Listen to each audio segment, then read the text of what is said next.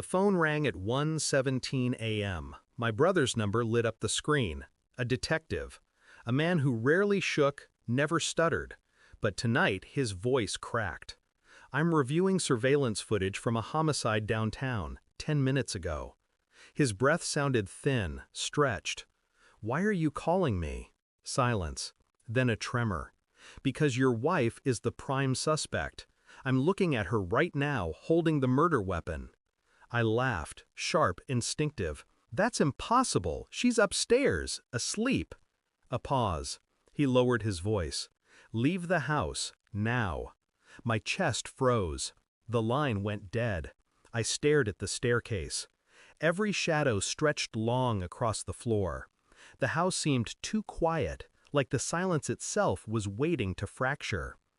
I wanted to believe he was wrong, that the grainy footage was a trick of the light, that the woman in the video wasn't the same one lying in my bed. But something inside me shifted, something cold. I stood at the foot of the stairs, listening. No movement above, just the steady hum of the house. Her purse lay on the counter, the zipper open. I saw a smear of something dark near the seam. Not blood, lipstick. Too careless for her. She was meticulous about appearances, always polished, always precise. I told myself it meant nothing, but the unease spread. I checked the garage. Her car was still warm.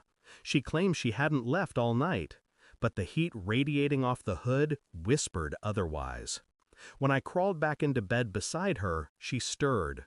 Her breathing slowed into practiced sleep, a little too perfect.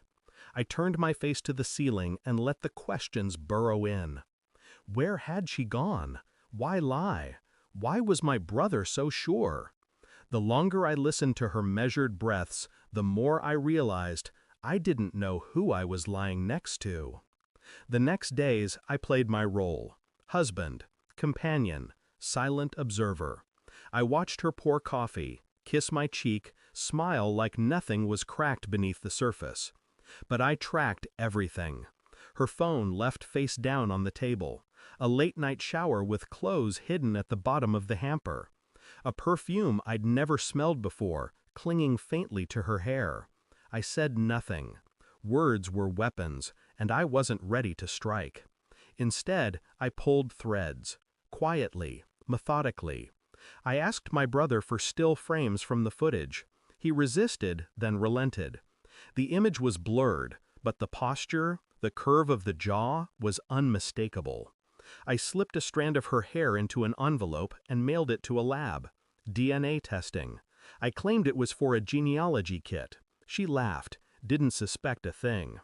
At night, I lay awake, replaying moments I'd ignored. Late calls answered in the bathroom. Excuses dressed as routines.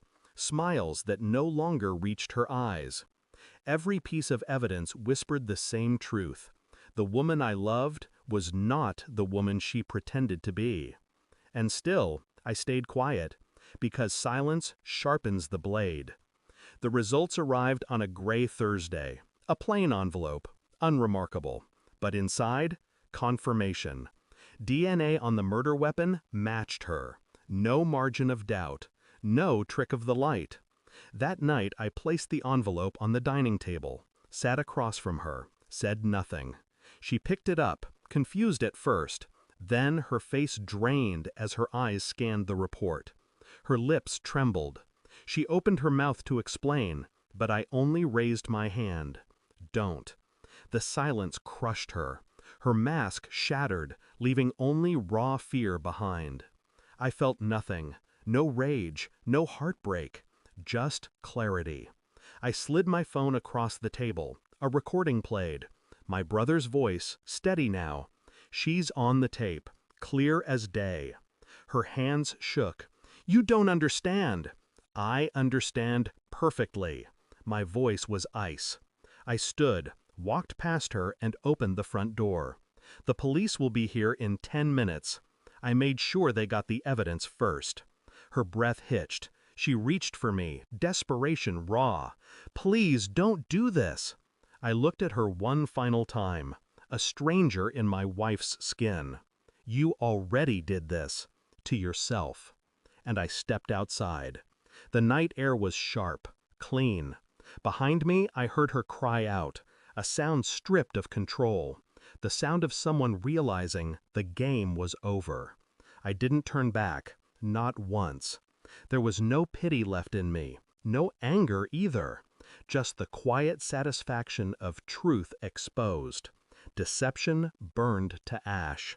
Some betrayals don't deserve rage. They deserve silence. And silence was all I gave her.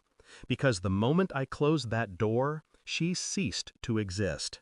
I didn't lose a wife that night. I buried an illusion.